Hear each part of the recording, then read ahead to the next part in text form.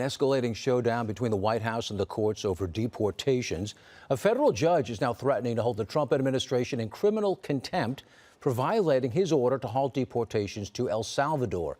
ABC's Nicole D'Antonio has the story from Washington.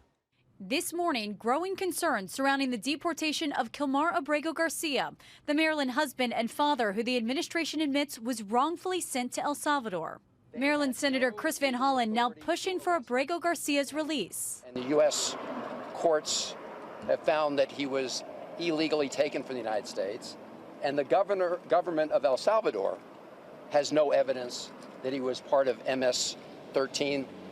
Why is El Salvador continuing to hold him in CCOT? A unanimous Supreme Court ordered the administration to let him return to the U.S. for a due process hearing. But the White House insists he will never live in the United States again and is criticizing the senator's visit.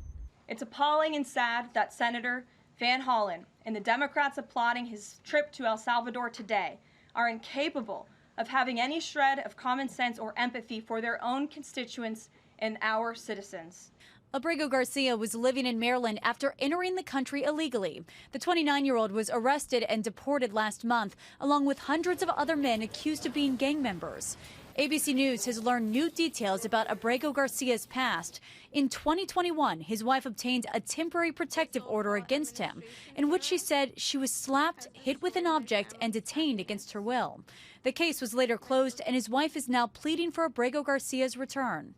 Now, a federal judge is threatening to hold the Trump administration in criminal contempt for violating his orders last month to turn around those two planes carrying deportees to El Salvador.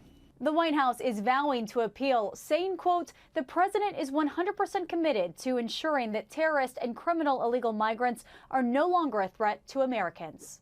Nicole D'Antonio, ABC News, Washington.